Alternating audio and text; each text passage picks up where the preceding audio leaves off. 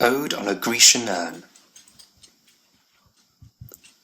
Thou still unravished bride of quietness, thou foster child of silence and slow time, sylvan historian, who canst thus express a flowery tale more sweetly than our rhyme. Okay, so my first initial reaction is, I guess, questioning what an unravished bride, a foster child, and a sylvan historian all have in common. And I guess the author is referring to this urn as all three of those. What leaf-fringed legend haunts about thy shape? Of deities, or mortals, or of both? In temper, or the dales of Arcady? What men or gods are these? What maidens loath? What mad pursuit? What struggle to escape? What pipes and timbrels? What wild ecstasy? So I guess on this urn, there's some sort of tellings or artwork or something that is symbolizing all of these things that he's talking about here. Heard melodies are sweet, but those unheard are sweeter. Okay, so heard melodies are sweet, those unheard are sweeter.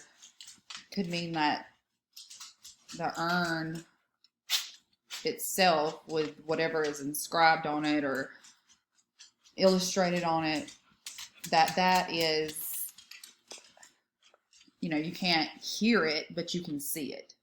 And it invokes some sort of feeling or emotion.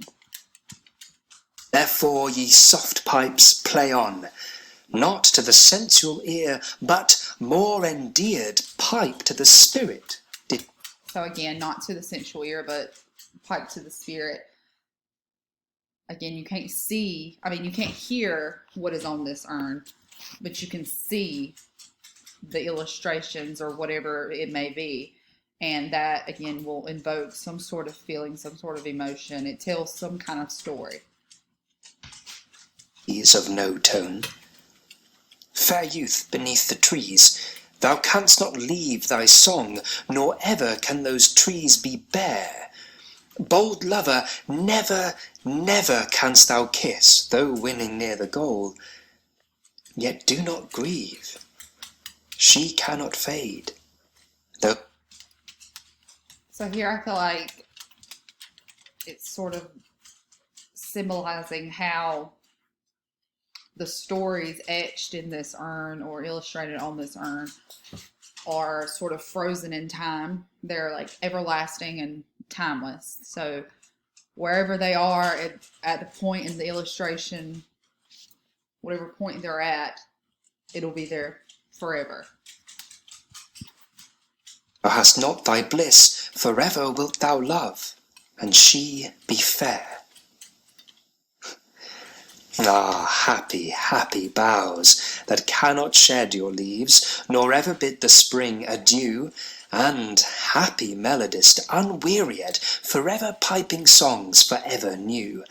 More happy love, more happy, happy love, forever warm and still to be enjoyed, forever panting and forever young.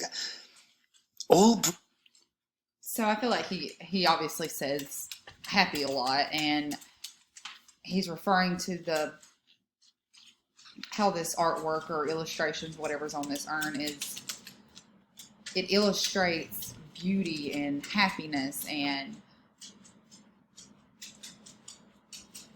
I guess the way that we perceive that is supposed to be that of happiness, I'm guessing, and it's also something that's, I guess, since it's frozen in time, it's still new to whoever reads it again or sees it again. So it's fresh. Leaving human passion far above, that leaves a heart high sorrowful and cloyed, a burning forehead, and a parching tongue.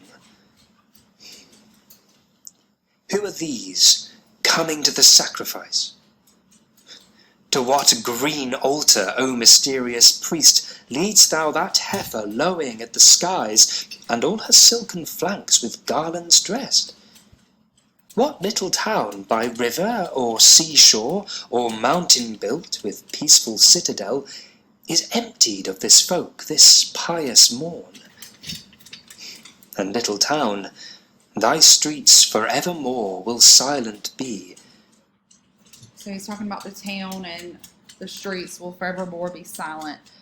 I feel like that's a symbolization of how, you know, in art, in artwork, whatever is captured in that piece is infinite. It's stagnant. It's permanent. It's there to stay. So whichever event or occurrence in time that the artist or whoever did this encapsulated it onto this urn, it will remain there until this artifact is no more. And not a soul to tell why thou art desolate can e'er return. O attic shape, fair attitude, with breed of marble men and maidens overwrought, with forest branches and the trodden weed, thou, silent form, dost tease us out thought as doth eternity. Cold pastoral, when old age shall this generation waste, thou shalt remain in midst of other woe than ours, a friend to man, to whom thou sayest. Again, he's saying it's this artifact, this urn is timeless, and the stories inscripted on it, the art illustrated on it, it will remain throughout time. Beauty is truth. Truth, beauty. Beauty is truth, truth, beauty. That's an interesting statement to me, because as in form of art or, you know, the arts, I feel like, yeah, that is true. That is a way to perceive life and perceive reality. But now in modern times, I feel like we have this more superficial, artificial kind of perception of beauty. So that is all ye know on earth, and all ye need to know.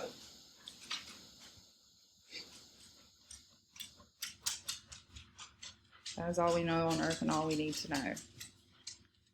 So maybe this is more of an ode to the arts and how reality is sort of perceived in a more beautiful tone within the arts.